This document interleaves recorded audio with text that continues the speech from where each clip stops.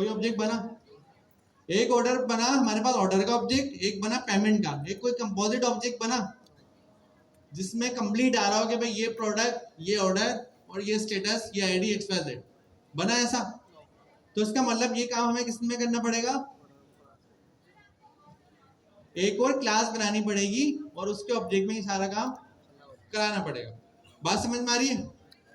वो जो दूसरी हम क्लास बनाएंगे उसका कॉन्सेप्ट क्या बनेगा, क्या होगा, उसका नाम क्या होगा?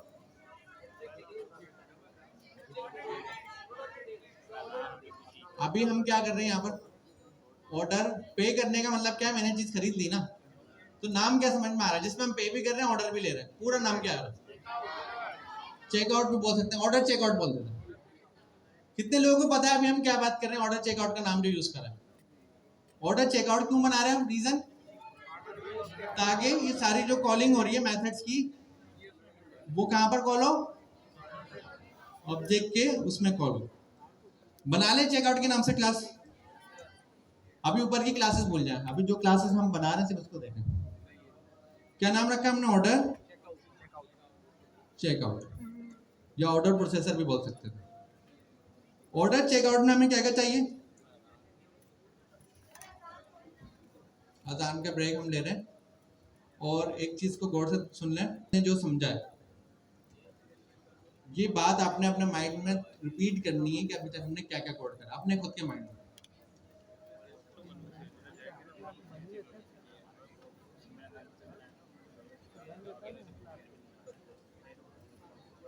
क्लासेस हैं, एक पहली क्लास का नाम क्या है, ऑर्डर, उससे क्या होता है, ऑर्डर क्रिएट होता है। दूसरी क्लास का नाम क्या है, वो क्या लाती है, ऑर्डर को गेट करके लाती है, ऑर्डर क्या है उसको लेकर आती है। तो जब ऑर्डर क्रिएट होता है तो ऑर्डर की डिटेल्स एक ऑब्जेक्ट में चली जाती हैं, और जो दूसरी क्लास ऑर्डर को लेकर आती है वो उस क्लास को एज अ कंपोजिट रिलेशन में इस्तेमाल करती है। यहाँ तक क्लियर है? और यहाँ पे हमने उसी क्लास को कॉल करा है ऑर्डर की, और यहाँ पर हमने उस क्लास का मेथड कॉल करा है। तो मुझे ये बताएं, अगर मेरा ऑर्डर 1 2 3 है, आपका XYZ है, किसी का कुछ है किसी का कुछ है, तो सेम ऑब्जेक्ट के साथ आप ऑर्डर मंगवा सकते हैं? सेम ऑब्जेक्ट के साथ आप ऑर्डर मंगवा सकते हैं, यस और नो? अगर मैंने यहाँ पर ऑर्डर रिपोजिटरी कॉल करी, ठीक है, इसका ऑब्जेक्ट बनाया, ऑब्जेक्ट का नाम क्या है, ऑर्डर। सर मशीन ने कहा मुझे चाहिए आईफोन, आईफोन की प्रोडक्ट का नाम है 1 2 3, हमने यहाँ पर कॉल करा, आउटपुट में क्या आ गया, आईफोन की प्रोडक्ट की डिटेल्स आ गई। मैंने कहा मुझे चाहिए लैपटॉप, लैपटॉप की प्रोडक्ट का नाम है, क्या नाम है, उसकी प्रोडक्ट का नाम है 2 3 4, गेट उसकी आईडी जो है, मेरे पास क्या आ गया, लैपटॉप आ गया। साहब ने, भाई ने कहा भाई मुझे कुछ और चाहिए, मुझे ग्लासेस चाहिए, ग्लासेस की प्रोडक्ट का नाम है 7 8 9, तो आउटपुट 3 में क्या आ गया? तो इसका मतलब एक ही ऑब्जेक्ट है और उससे सारे काम हो रहे हैं। तो क्या इस क्लास को मुझे मोर देन 1 टाइम कॉल करने की जरूरत है? क्लास कितनी बार कॉल होगी और ऑब्जेक्ट कितनी बार बनेंगे? एक ही बार। मेथड हम मल्टीपल कॉल करके मल्टीपल तरह का डेटा ला सकते हैं, समझ रहे हैं? अब ऑर्डर रिपोजिटरी टोटल मेरे कोड में कितनी बार कॉल होगी, ये आप लोग मुझे बताएं। एक बार। क्या जरूरत है ऑर्डर रिपोजिटरी 2 बार कॉल करने की? नहीं ना। ऑर्डर रिपोजिटरी का कॉन्सेप्ट समझे लॉजिकली। कॉन्सेप्ट क्या है कि आप शॉपकीपर के पास गए, आपने कहा याली प्रोडक्ट चाहिए, उसने आपको वो प्रोडक्ट निकाल कर उसकी प्राइस बता दी, उसकी डिटेल्स बता दी, उसकी सारी चीजें बता दी। अगर आपने पे करा तो वो प्रोडक्ट आपकी, पे नहीं करा तो वो प्रोडक्ट वहीं के वहीं, तो उस प्रोडक्ट को वापस रख देगा। जब उस प्रोडक्ट को वापस रखेगा तो उसका जो रिपोजिटरी से जो आउटपुट आया था वो डिस्ट्रॉय हो गया, लेकिन क्या ऑब्जेक्ट डिस्ट्रॉय हुआ वाला? क्यों डिस्ट्रॉय नहीं हुआ? क्योंकि हम जब रिपोजिटरी में आते हैं वो ऑब्जेक्ट कहाँ कॉल हो रहा है, इस गेट के बाद कॉल हो रहा है। तो जब तक गेट नहीं चलेगा ऑब्जेक्ट आएगा नहीं, और अगर गेट चला ऑब्जेक्ट आया उसको इस्तेमाल नहीं करा तो दोनों चीजें एक साथ जाएंगी, गेट का रिटर्न भी जाएगा और इसके अंदर का ऑब्जेक्ट भी चला जाएगा। समझ रहे हैं बात? कॉन्सेप्चुअली अगर आप शॉप पर हैं, कोई आईफोन लेने आया, आपने उसको आईफोन निकाल के दिया, आपने कौन सी क्लास कॉल करी, ऑर्डर की, और आप खुद कौन से मेथड है, आप जो है गेट का मेथड है। अगर सपोज कर आप शॉपकीपर हैं, मैं आपके पास आया, मैंने कहा आईफोन चाहिए, आपने मुझसे आईफोन की आईडी पूछी, आईफोन मतलब एक आईडी आपको पहले से पता है, या कोई भी आईडी होगी, वो आईडी गई, आपने उस आईडी को बताने के लिए क्या कॉल करा, ऑर्डर की क्लास कॉल करी, मतलब ऑर्डर का ऑब्जेक्ट बनाया। ऑर्डर के ऑब्जेक्ट में आपने क्या क्या करा, उसके प्राइस, उसका वेट और आईडी मुझे आके दिखा दी। अगर मुझे समझ में आया तो मैंने उसके पे कर दिया, नहीं समझ में आया तो मैं चली गई। अगर मैं चले गया, ये तो गेट का आउटपुट आया, आपने इसको क्या करा, डिस्ट्रॉय कर दिया। जब गेट का आउटपुट डिस्ट्रॉय हुआ, उसके साथ साथ क्या चीज डिस्ट्रॉय हो गई, ऑर्डर का पूरा ऑब्जेक्ट डिस्ट्रॉय हो गया। अगर ऐसा मैं नहीं करता तो नुकसान क्या होता, लोग आते प्राइस पूछते और मेरे पास ऑब्जेक्ट बनते रहते। एट द एंड क्या होता, बिका कुछ नहीं और ऑब्जेक्ट कितने बने हुए, हजारों। भाई बेचा तो कुछ भी नहीं है, हजारों ऑब्जेक्ट क्या क्या, चलो बेचा तो समझ में आता है, ऑब्जेक्ट रखा हुआ है तो बेचा ही नहीं है, तो क्या ना बेचने का भी ऑब्जेक्ट बनाना है, तो हमारे पास डेटा गलत हो रहा था। तो इस रिलेशन ने हमें क्या फायदा दिया, कंपोजिशन ने रिलेशन स्ट्रॉन्ग कर दिया कि अगर गेट मेथड वाली चीज डिस्ट्रॉय हुई तो ऑर्डर भी डिस्ट्रॉय है। यहां तक बात समझ में आ गई। अब इस कॉन्सेप्ट को हम प्रोग्रामिंग पर्सपेक्टिव से कहते हैं सिंगलटन डिजाइन पैटर्न। क्या बोलते हैं, सिंगलटन डिजाइन पैटर्न ये कहता है कि क्लास एक है और क्लास का ऑब्जेक्ट भी एक ही है, एक से ज्यादा ऑब्जेक्ट की जरूरत ही नहीं है आपको, समझ रहे हैं। पाइथन में डायरेक्ट सिंगलटन का ऑब्जेक्ट का कोई तरीका नहीं है, इनडायरेक्ट एक तरीका है और वो तरीका रिपोजिटरी में हमारे लिखा हुआ है। अभी तो इसकी अगर किसी ने 2 बार कॉल करा, अगर किसी ने 2 बार इसको कॉल करा तो 2 बार ऑब्जेक्ट बन जाएगा, नहीं बनेगा, 3 बार कॉल करा बन जाएगा, नहीं बनेगा। सिंगलटन में तो एक ही बार बनता है, तो उसका मतलब ऐसा डेवलपर मैं एक बार बना लो तो मैं उसको सिंगलटन अप्रोच ले रहा हूँ, लेकिन 2 बार बनाया तो सिंगलटन से वो बाहर हो गया। सिंगलटन मतलब एक ऑब्जेक्ट। लेकिन पाइथन में एक तरीका है, वो तरीका नोटबुक में लिखा हुआ, आप घर जाएगा उसको एक्सप्लोर करना। उसमें क्या होता है, हम न्यू के मेथड कॉल करते टाइम पे इस चीज को कंट्रोल कर लेते हैं कि एक ही ऑब्जेक्ट बने, एक से ज्यादा ना बने। सही है, समझ रहे हैं। लेकिन उसकी जरूरत नहीं है, आप अगर आप बेस्ट प्रोग्रामर हैं, बस आपने यहाँ पे कॉल कर लिया वो काफी है, जरूरत आपको नहीं है इनकी। सही है, अभी भी ये सिंगलटन ही है, जरूरी नहीं है वो लगाए तो सिंगलटन, मेरे पर्सपेक्टिव से तो सिंगलटन है ना, मैं इस ऑब्जेक्ट को एक से ज्यादा बार तो नहीं बनाऊंगा ना। तो अभी हमने क्या नाम पढ़ा है, एक बार रिपीट करें सब लोग, क्या नाम है, सिंगलटन डिजाइन पैटर्न। एक बार दोबारा रिपीट करें, सिंगलटन डिजाइन पैटर्न। इसमें क्या होता है, कितने ऑब्जेक्ट बन सकते हैं एक क्लास के, एक ही ऑब्जेक्ट। और हमारे कॉन्सेप्ट पे बात सही है गलत है, सही है। और कंपोजिशन हम किसके थ्रू करवा रहे हैं, इस गेट के मेथड की मदद से कंपोजिशन हो रही है। गेट का मेथड मल्टीपल टाइम कॉल होगा, इजीली कॉल होगा। गेट के मेथड का रिटर्न डिस्ट्रॉय हुआ, उसके साथ साथ क्या डिस्ट्रॉय हो रहा है, ऑर्डर का ऑब्जेक्ट भी डिस्ट्रॉय हो रहा है। कुछ है सर, एक आपने गेट का मेथड ऊपर बनाया, जो ऊपर थोड़ा ऊपर करें, मैं आपको कोई क्वेश्चन है पूछना है सर। ये इसमें उसमें टाइप स्क्रिप्ट में तो उसको एरो फंक्शन बोलते हैं ना, ये जो एरो टाइप बना हुआ है, अभी हम टाइप्स की पढ़ी नहीं रहे। सर इसमें क्या बोलते हैं, ये थोड़ा मैं इसमें इसको क्या बोलते हैं, जी सर। अगर मैं इसको मिटा दूं ना जब भी कुछ नहीं होना। सही है, ये डेटा टाइप है। टाइप स्क्रिप्ट में एरो फंक्शन बोलते थे। कब से क्लासेस ले रहे हो आप, रेगुलर आ रहे हो या छुट्टी करके आते हो, बताओ। रेगुलर हो, प्रैक्टिस कितनी करते हो, 2-3 घंटे, लेकिन ये थोड़ा असल में पाइथन और टाइप स्क्रिप्ट है ना, ये थोड़ा बंदे के ध्यान में दोनों के वो आ जाते हैं ना। हम लोग 2 महीने से पढ़ रहे हैं, आप प्रैक्टिस नहीं कर रहे। अगर आप प्रैक्टिस कर रहे हो तो ये सवाल ही नहीं है। सवाल क्या आता है कि ये एरो क्यों बना हुआ है। पाइथन में जब हम रिटर्न की टाइप बताते हैं, रिटर्न की टाइप मतलब हमारा फंक्शन रिटर्न क्या करेगा, इसकी हम टाइप बता रहे होते हैं। टाइप बताने का मकसद क्या होता है, एग्रीमेंट करना कि ये मैं आपको रिटर्न करूंगा। टाइप का मकसद सिर्फ एग्रीमेंट होता है। जैसे मैंने आपको कहा कि भाई मैं आपको ये चीज दूंगा, तो वो एक एग्रीमेंट हो गया। अब प्रोग्रामिंग को कैसे वादा करवाना, प्रोग्रामिंग में तो कोई एग्रीमेंट नहीं है, तो ये एग्रीमेंट करने का तरीका होता है कि आपके रिटर्न में ऑर्डर आएगा, और रिटर्न में क्या आ रहा है, ऑर्डर आ रहा है। सही है, कॉन्सेप्ट क्लियर है आपका। वापस आ जाते हैं, सिंगलटन डिजाइन पैटर्न समझ में आ गया, कंपोजिशन समझ में आ गई, सिंगल रिस्पॉन्सिबिलिटी प्रिंसिपल समझ में आ गया। अब एक और चीज, अभी सारे प्रिंट वगैरह हटाते हैं। पेमेंट का ऑब्जेक्ट सिंगलटन बनाए या मल्टीपल बनाए, क्योंकि स्ट्राइप पे तो एक बार कॉल हुआ, उसके बाद कोई भी आगे इसकी पे मेथड चलाता रहेगा। तो स्ट्राइप से कॉन्टैक्ट और इनिशिएट एक ही स्ट्राइप है ना दुनिया में, 2 ऑब्जेक्ट बना के मैं क्या करूंगा। एक ही बनाऊंगा ना। हाँ, अगर दो स्ट्राइप होते, एक स्ट्राइप कोई और था, एक स्ट्राइप और था, तो मैं अच्छा लगता दो ऑब्जेक्ट बनाता। अभी तो एक ही है। लेकिन अब हम क्या कह रहे हैं, हमारे पर्सपेक्टिव से ये ऑर्डर बन गया और ये बाकी की चीजें हमने हटा दी। ऑर्डर के ऑब्जेक्ट से कौन सा मेथड मिलता है? गेट के मेथड हमें क्या चीज देता है? प्रोडक्ट बना के देता है, पूरी प्रोडक्ट बना के देता है। सही है। और हमने बोला ना भाई ये आईफोन है आपके पास, उसने हमें पूरे आईफोन की डिटेल्स बताई, तो पूरी प्रोडक्ट बना के दी ना। अगर मैंने पे करे तो आईफोन मेरा, पे नहीं करे तो आईफोन मेरा नहीं है। समझ गए? तो ये पूरा ऑर्डर दे रहा है हमें, इसका गेट का मेथड। स्ट्राइप पे क्या करेगा? स्ट्राइप पे जाके पेमेंट कर देगा। ये दो ऑब्जेक्ट बन गए। हमें एक्चुअली में अब क्या बनाना था? ऑर्डर, ऑर्डर चेकआउट, या उसको ऑर्डर प्रोसेसर भी बोल सकते हैं। हमने कहा ऑर्डर चेकआउट। ये क्या है? क्लास। इस क्लास में हमारे पास क्या आएगा? सबसे पहले हमारे पास इनिट आएगा। इनिट में हम क्या क्या चीजें मंगवाएं, पैरामीटर में क्या क्या चीजें आएंगी। अब आप कॉन्सेप्चुअली बताएं।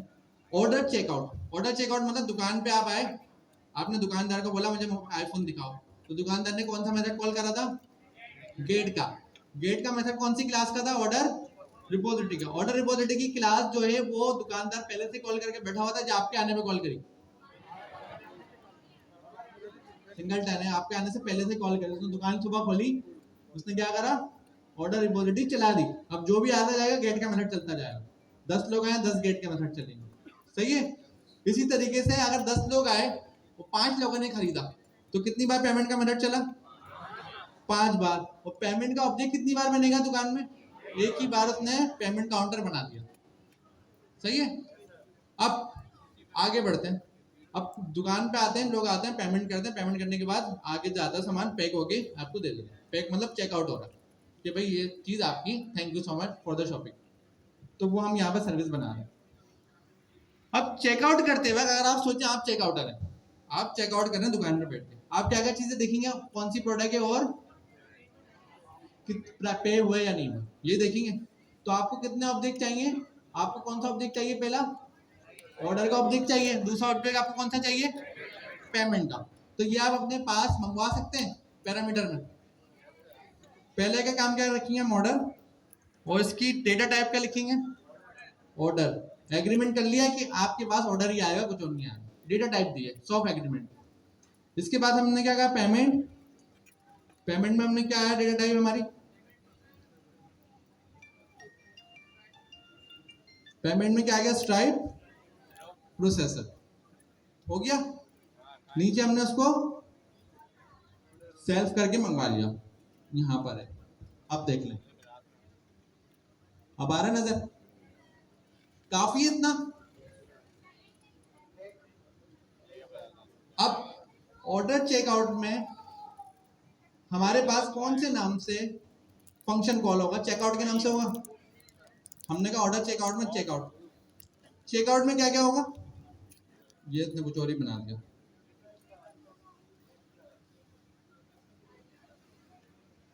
वेट का हमें जरूरत नहीं थी।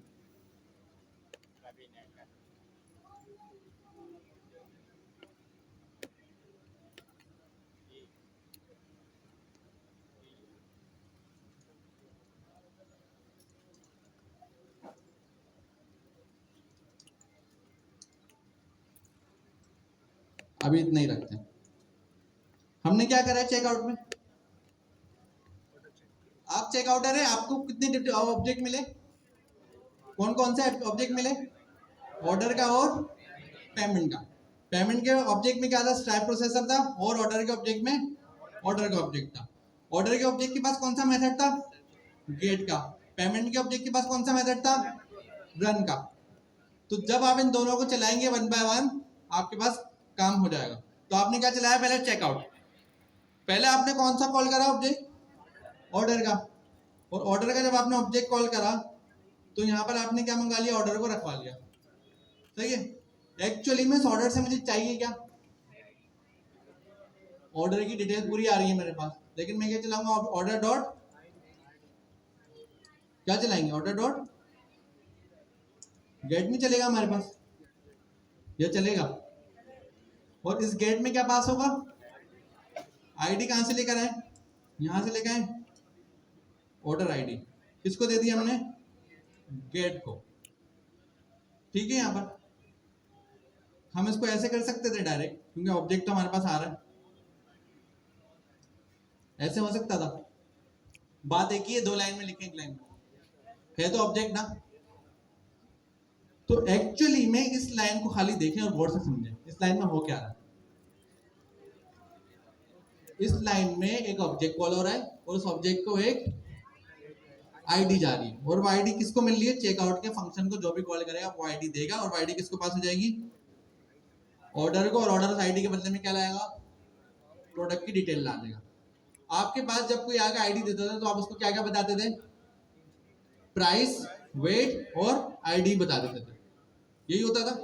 अब हमने इसको आईडी दी तो ये जो भी आईडी आएगी उसकी क्या बता देगा, प्राइस, वेट और आईडी किसके पास आ गई, ऑर्डर के पास आ गई। अब आता है पेमेंट पे। पेमेंट में हमने क्या कहा, सेट डॉट पेमेंट डॉट पे।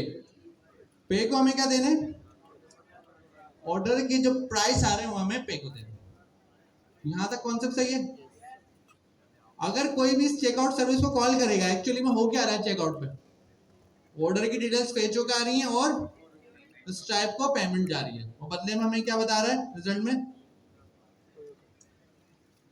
रिटर्न में हमें क्या बताया, कौन सा ऑर्डर हमारे पास आ गया। उसने कहा हमें ये वाली आपकी ऑर्डर आईडी है और ये वाली पेमेंट है, सही है। इसने आपको ऑर्डर आईडी और इसकी पेमेंट बता दी। अब ठीक लगा, नहीं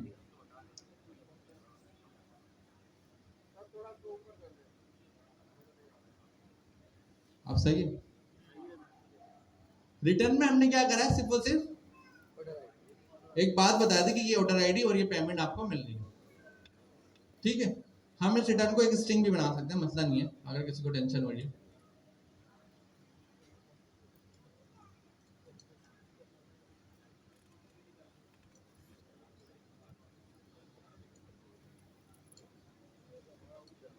ठीक है, रिटर्न में क्या आ रहा है, ये ऑर्डर इतना अमाउंट पे होगी, सही है।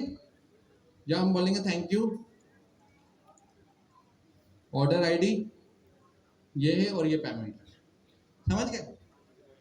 तो अब मुझे ये बताएं कि ऑर्डर चेकआउट कौन कौन सी सर्विस पे डिपेंड, आप चेकआउट कर रहे हैं ना, आपके पास कोई आया कि भाई मुझे पैकिंग कर दो, तो पैकिंग पे आपको कौन कौन सी चीजें चाहिए, प्रोडक्ट की डिटेल्स और प्रोडक्ट के प्राइस, ये दोनों चलेंगे तो ही आप चेकआउट कर सकते हैं, अदरवाइज चेकआउट नहीं कर सकते।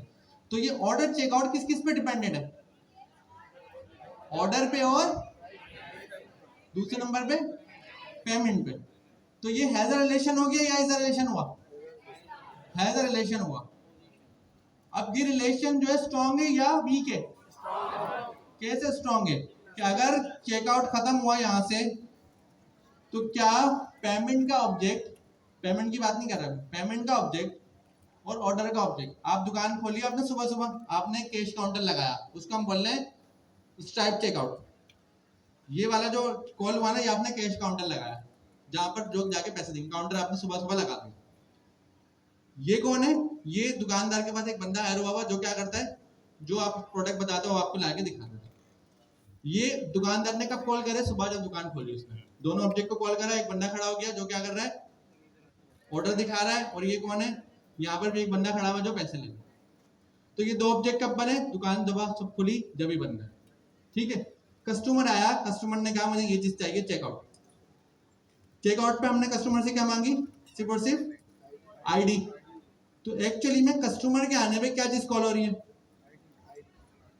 तो चेकआउट का ये कॉल हुआ, हमने कहा चेकआउट, और कस्टमर पे आने में क्या चीज कॉल है, चेकआउट डॉट, या हम बोलेंगे ऑर्डर कंप्लीट, क्या नाम रखें सर,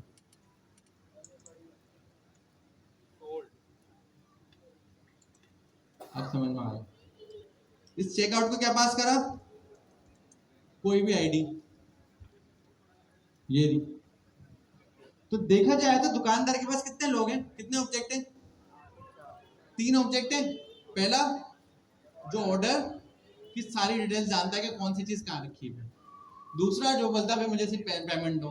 तीसरा क्या करता है, इन दोनों को देखता है कि ऑर्डर आ गया, पेमेंट हो गई, अब क्या करो, चेकआउट कर दो, मतलब thank you for the shopping कर दो। तो हमने तीन ऑब्जेक्ट दुकानदार ने सुबह सुबह बना दिया। अब कौन सा ऑब्जेक्ट कॉल होगा चेकआउट के लिए? ऑर्डर कंप्लीट का चेकआउट का मेथड कॉल होगा, और उसको हम क्या पास करेंगे, आईडी। और ये ऑर्डर के ऑब्जेक्ट का कॉलर कौन है, आप है या चेकआउट है? आपने प्रोडक्ट को पैक करा ना, तो ये वाला ऑर्डर जो है कौन कॉल कर रहा है, आप ही कॉल कर रहे हैं, वो पेमेंट भी आप ही कॉल करेंगे। तो ये ऑर्डर और पेमेंट हमने किसको देनी है, यहाँ पे देनी है हमें। क्या ऐसा हमें देनी पड़ेगी? क्या ये तरीका सही है? बताएं कैसे? भाई दो तरह के ऑब्जेक्ट थे हमारी दुकान के पास। एक था जो ऑर्डर रिपोजिटरी सिर्फ ऑर्डर बताता था, एक था जो पेमेंट कराता था, और एक कौन था, जो इन दोनों का डेटा लेके चेकआउट करता था। तो इसको पैरामीटर में ये दोनों क्लासेस के ऑब्जेक्ट चाहिए, क्योंकि ये ऊपर मैंने ऑर्डर चेकआउट की सर्विस बनाई है, इसके पैरामीटर में मैं क्या क्या चीजें ले रहा हूँ, ऑर्डर और पेमेंट। तो यहाँ पर इनिट में क्या चीज मिलती है, जो क्लास का इंस्टेंस बनाते वक्त उसके पैरेंथेसिस में प्रोवाइड करा है। तो जब हमने यहाँ पे डिमांड करी है, हमें ऑर्डर का ऑब्जेक्ट चाहिए, पेमेंट का ऑब्जेक्ट चाहिए, डिमांड करी है हमने, तो इस डिमांड के मुताबिक यहाँ पर हमें इन दोनों का ऑब्जेक्ट बनाकर यहाँ देने पड़ेंगे, नहीं देने पड़ेंगे? अगर इसको मैं यहाँ पर नहीं देता तो दूसरे नंबर पर मुझे क्या करना पड़ता, डायरेक्ट यहाँ पर क्लास को कॉल करना पड़ता, जैसे हमने ऊपर करा था। ऊपर हमने क्या करा था, डायरेक्ट ऑर्डर की क्लास कॉल करके इंस्टेंस बनाया था। लेकिन इसमें प्रॉब्लम क्या थी, अगर ऑर्डर रिपोजिटरी गई तो ऑर्डर का पूरा ऑब्जेक्ट गया। लेकिन अगर समझे कोई बंदा चेकआउट करना आया, वो चेकआउट करते करते उसका माइंड चेंज हो गया, उसने नहीं चाहिए मुझे, तो क्या कैश काउंटर निकाल के फेंक देंगे? जो बेचने वाले सामान है उनका फायर कर देंगे? नहीं ना। तो इसका मतलब ये जो ऑब्जेक्ट कॉल हो रहे हैं, ये पॉसिबल ही नहीं है कि चेकआउट के अंदर कॉल हो, क्योंकि चेकआउट डिस्ट्रॉय मतलब ऑब्जेक्ट डिस्ट्रॉय। सुबह में शॉप खुली, उसने अपनी ऑर्डर रिपोजिटरी बनाई, उसने अपने पेमेंट काउंटर लगाया, अब एक कस्टमर ने मना करा, हम दुकान तो सबने फेंक देंगे ना। तो उसका मतलब ये ऑब्जेक्ट कभी भी चेकआउट की सर्विस के अंदर नहीं बन सकते, ये ऑब्जेक्ट बाहर बनेंगे, उसके अंदर ऐसा पैरामीटर जाएंगे। समझ रहे हैं? तो रिलेशन है दोनों का या नहीं है? रिलेशन है, लेकिन कौन सा रिलेशन है, वीक रिलेशन है। वीक रिलेशन क्यों है? क्योंकि अगर ये चेकआउट डिस्ट्रॉय हुआ, क्या ऑर्डर और स्टार्ट पेमेंट चले जाएंगे? सिर्फ उसके मेथड का रिटर्न जाएगा, इसका गेट का रिटर्न जाएगा और इसका पे का रिटर्न जाएगा, क्योंकि वो इस ऑर्डर चेकआउट के अंदर कॉल हो रहा है। यहाँ पर देखिए, यहाँ पे पे कॉल हो रहा है, ठीक है, और यहाँ पर गेट कॉल हो रहा है। तो ये जो हमारा रिलेशन है, इसको हम बोलते हैं एग्रीगेशन। क्या बोलते हैं? तो अभी हमने कौन सा टॉपिक पढ़ा है, दोबारा नाम बताएं, अभी लास्ट वाले का नाम बताएं, एक बार दोबारा बताएं, एग्रीगेशन रिलेशन। अब आप और आसान समझना, और आसान होता है। कॉन्सेप्ट क्या है कि एक रियल एस्टेट प्रॉपर्टी है, बैंक है, बैंक की अगर बिल्डिंग मौजूद है तो वो ऑब्जेक्ट है, क्लास है, ऑब्जेक्ट है। तो उसका मतलब बैंक जब बना तो उसने बिल्डिंग बनाई, तो उसने एक बैंक का ऑब्जेक्ट कॉल करा होगा और एक बिल्डिंग का ऑब्जेक्ट कॉल करा होगा। ये दोनों अलग अलग बाहर कॉल होंगे या दोनों बैंक के अंदर बिल्डिंग का ऑब्जेक्ट कॉल होगा? क्यों? क्योंकि बैंक बंद होने से बिल्डिंग खत्म हो जाएगी, क्योंकि बिल्डिंग का ऑब्जेक्ट बाहर है और बैंक का दोनों बाहर है। आप आए, आपने एक अकाउंट खुलवाया, अकाउंट का ऑब्जेक्ट आपका खुद बना, क्रिएट हुआ, उस अकाउंट के ऑब्जेक्ट में जरूरी है कि बैंक की ब्रांच की लोकेशन जाएगी या नाम जाएगा। तो जब आपका अकाउंट क्रिएट होगा, जैसे आपका नाम क्या है, सप्तर, सप्तर का अगर अकाउंट क्रिएट होगा तो उसके अकाउंट के क्रिएट होने पर हमें क्या चीज चाहिए, कौन सा ऑब्जेक्ट के सहारा चाहिए? एक तो अकाउंट का ऑब्जेक्ट है और एक बिल्डिंग का जो ऑब्जेक्ट है। अब बिल्डिंग का ऑब्जेक्ट क्या बना हुआ बाहर, लेकिन इनके अकाउंट की क्लास के अंदर हमें चाहिए वो, तो हम बाहर वाला ऑब्जेक्ट अपनी क्लास के अंदर कहां से ला सकते हैं? पैरामीटर के जरिए। जब हम कोई भी चीज पैरामीटर से लाते हैं तो उसको हम क्या बोलते हैं, कौन सा वो है, एग्रीगेशन। कौन सा रिलेशन है, एग्रीगेशन में हम ऑब्जेक्ट बाहर बनाते हैं, पैरामीटर से हम उसको अपनी क्लास के अंदर लाते हैं। कंपोजिशन में हम ऑब्जेक्ट को डायरेक्ट क्लास के अंदर बनाते हैं। अगर कार और इंजन है तो इसमें हम कंपोजिशन यूज करते हैं, क्योंकि कार के अंदर इंजन, कार डिस्ट्रॉय मतलब इंजन डिस्ट्रॉय। अगर बैंक अकाउंट और बैंक की ब्रांच है तो इसमें हम कंपोजिशन यूज नहीं करते, हम इसमें कौन सा यूज करते हैं, एग्रीगेशन, क्योंकि वो अलग बना हुआ है, वो अलग। अगर आपने अकाउंट बंद कराया, बैंक की बिल्डिंग तो खत्म नहीं हो जाएगी ना, वो ऑब्जेक्ट बाहर बनेगा, वो एज अ पैरामीटर उसके अंदर आएगा। तो 10 लोग अकाउंट खुलवाएंगे, 10 के 10 सेम ऑब्जेक्ट इस्तेमाल करेंगे। 20 लोग अकाउंट खुलवाएंगे, सेम ऑब्जेक्ट इस्तेमाल करेंगे। तो बिल्डिंग का ऑब्जेक्ट क्या हो गया, एक बार बन गया, उसको हर कोई इस्तेमाल करता रहेगा। तो ये वाला कॉन्सेप्ट कौन सा है आखिर में रिलेशनशिप, एग्रीगेशन। एक में ऑब्जेक्ट पैरामीटर से आ रहा है और एक में ऑब्जेक्ट डायरेक्ट कॉल हो रहा है। अब जो पैरामीटर से ऑब्जेक्ट आता है, इसका एक और स्टैंडर्ड नाम है दुनिया में, उसका नाम है डिपेंडेंसी इंजेक्शन। इंजेक्ट करते हैं ना, इंजेक्ट, तो डिपेंडेंसी को हम इंजेक्ट करते हैं। क्या नाम बताया मैंने दूसरा, डिपेंडेंसी इंजेक्शन। जब आप एज प्रोफेशनल कोडर बनेंगे तो आप कंपोजिशन और एग्रीगेशन इन दोनों को बहुत वर्सेटाइल लेवल पे इस्तेमाल कर पाओगे, क्योंकि हर जगह पे इनहेरिटेंस नहीं लगती, ना जरूरत होती है। अभी हमने क्लियर कर लिया कि कार के इंजन के केस में इनहेरिटेंस की जरूरत नहीं थी, क्योंकि कार के बाद अगर फीचर है बैक कैमरे का, तो इंजन को उस फीचर से क्या लेना, क्या लेना इंजन को। लेकिन कार को इंजन के रन से लेना देना है, तो कोई भी कार का रन कॉल करेगा, पीछे इंजन का रन कॉल होगा। तो इसीलिए यहाँ पर हमारे पास कौन सी चीज आएगी, एग्रीगेशन या कंपोजिशन। कार और इंजन के केस में कौन सा रिलेशन है, कंपोजिशन में क्या होगा, ऑब्जेक्ट डायरेक्ट क्लास के अंदर कॉल होगा। बैंक और अकाउंट के केस में कौन सा रिलेशन है, बाहर ऑब्जेक्ट बन के डिपेंडेंसी इंजेक्शन अंदर आएगा। तो जो भी चीज पैरामीटर से आए उसको हम क्या बोलते हैं, डिपेंडेंसी इंजेक्शन। जब क्लास का ऑब्जेक्ट आता है उसको हम डिपेंडेंसी इंजेक्शन लेकर आते हैं। अभी हमने क्या क्या चीजें पढ़ ली, सिंगल रिस्पॉन्सिबिलिटी प्रिंसिपल पढ़ लिया। सेकंड नंबर पर हमने क्या पढ़ लिया, कंपोजिशन पढ़ लिया, रिलेशनशिप और एग्रीगेशन रिलेशनशिप पढ़ लिया, और सिंगलटन डिजाइन पैटर्न हमें समझ में आ गया कि एक ही स्टेप आता है।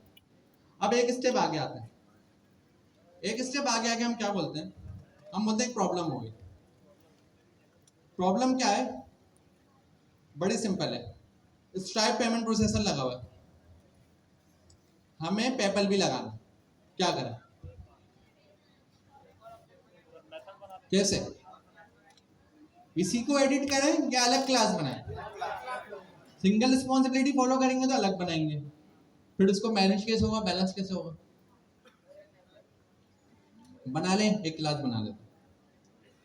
क्या बनाया क्लास का नाम, पेपाल प्रोसेसर, उसमें भी पे का मेथड है। ये मुझे बताएं, स्ट्राइप और पेपाल दोनों का काम सेम है, दोनों पेमेंट कर रहे हैं, दोनों के पास पे का मेथड है। इसका कॉल करें पे या इसका कॉल करें, एक ही बात है, एक ही बात है, दोनों से पेमेंट होगी। यहां पर हमारे पास टॉपिक आता है पॉलीमॉर्फिज्म। पॉलीमॉर्फिज्म मतलब पे कॉल हो रहा है, उसका कॉल हो या उसका कॉल हो, आपको टेंशन नहीं, पेमेंट आपकी होगी, ये गारंटी है। मतलब अलग अलग बिहेवियर, मतलब सेम मेथड नेचर चेंज, उसको बोलते हैं पॉलीमॉर्फिज्म। पॉलीमॉर्फिज्म के लिए जरूरी नहीं है ओवरराइडिंग, जरूरी नहीं है पॉलीमॉर्फिज्म के लिए इनहेरिटेंस। इसको भी मैं पॉलीमॉर्फिज्म बोलूंगा, क्योंकि कॉन्सेप्ट मेरा सेम है, पे दोनों जगह पे लगा, मैं उसका पे कॉल करूं, उसका पे कॉल करूं, मेरा काम हो रहा है। तो मेरे लिए पॉलीमॉर्फिज्म, मैं इसको नहीं देखूंगा कि वो इनहेरिटेंस हो रहा है या नहीं हो रहा, कॉन्सेप्चुअली ये पॉलीमॉर्फिज्म है। इस तरह के पॉलीमॉर्फिज्म को हम डक टाइपिंग बोलते हैं। हम बोलते हैं वो पे करे ये पे करे, एक ही बात है, डक टाइपिंग। मतलब जो डक की तरह बात कर रहा है वो डक है, तो वो भी पे कॉल करे और ये भी पे कॉल करे, अलग बात है, दोनों आपस में एक दूसरे को नहीं जानते, लेकिन स्ट्रक्चर सेम है। तो ये स्ट्रक्चर टाइपिंग का टॉपिक है, डक टाइपिंग। और हमें क्या अचीव हो गया, पॉलीमॉर्फिज्म। लेकिन एक प्रॉब्लम है, पॉलीमॉर्फिज्म तो अचीव कर लिया हमने, प्रॉब्लम क्या है, कौन से तरीके से पॉलीमॉर्फिज्म अचीव करा है, कौन सी typing, duck typing. Duck typing मतलब दोनों आपस में डायरेक्ट रिलेशन में नहीं है, लेकिन स्ट्रक्चर रिलेशन सेम है। सही है, डायरेक्ट रिलेशन तो कोई नहीं है, कोई इनहेरिटेंस नहीं हुई, कोई इसका पेरेंट वो इसका पेरेंट सेम नहीं है, उनका खानदान अलग है, उनका खानदान अलग है, जो एक दूसरे को जानते भी नहीं है, लेकिन पॉलीमॉर्फिज्म अचीव हो रहा है। अब मुझे ये बताएं, चेकआउट करते वक्त मैं क्या करूं कि अब मुझे यहाँ पे दो प्रोसेसर बनाने पड़ेंगे। कौन कौन से प्रोसेसर होंगे? एक स्ट्राइप है और एक पेपल पे है। और यहाँ पे मैंने पेपल प्रोसेसर को कॉल करा। मेरे पास डिपेंडेंसी इंजेक्शन का फायदा देखें कितनी जबरदस्त चीज है, जिसको हम बोलते हैं एग्रीगेशन रिलेशनशिप। मैं उसको बोल रहा हूँ डिपेंडेंसी इंजेक्शन। तो ये दोनों एक ही बात है अभी हमारे। अगर मैं ये पेपल को यहाँ पर स्ट्राइप हटा के पेपल पास करूं तो पेमेंट किससे होगी? अगर मैं यहाँ पर मिटाकर पेपल लिख दूं पेमेंट किससे होगी? अगर ये मिटा के मैं स्ट्राइप लिख दूं तो पेमेंट किससे होगी? कितना आसान हो गया। इंजेक्ट करने का फायदा हो गया ना। अगर आप वाटर बॉटल लाए, आपके पास दो वाटर बॉटल में आपने ठंडा पानी रखा है, अब आपको जूस बनाने का सीरम लाए, वो इंजेक्शन में दो तरह के सीरम है, जो भी आप इंजेक्ट करेंगे वही बोतल बन जाएगी। अलग से पहले से तो काम करने की जरूरत नहीं है ना। कब कब डिपेंडेंसी इंजेक्शन कॉल होता है? जब कॉलिंग टाइम पे, रन टाइम पे। तो हमें आसान हो गया काम हमारा, कितना आसान हो गया, कोई टेंशन है हमें। लेकिन इसके अंदर एक प्रॉब्लम है, इसको यहाँ पे कॉल करना भूल गया, सॉरी। इसमें एक प्रॉब्लम है। प्रॉब्लम क्या है? हमारे पास एक प्रिंसिपल होता है जिसको हम बोलते हैं डिपेंडेंसी इन्वर्जन प्रिंसिपल।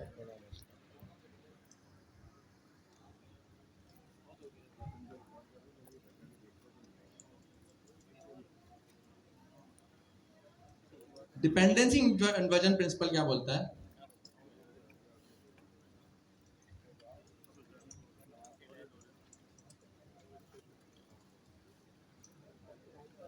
क्या प्रिंसिपल का नाम बताया मैंने? Dependency inversion principle. Dependency inversion principle बिल्कुल बहुत सिंपल बात बोलता है।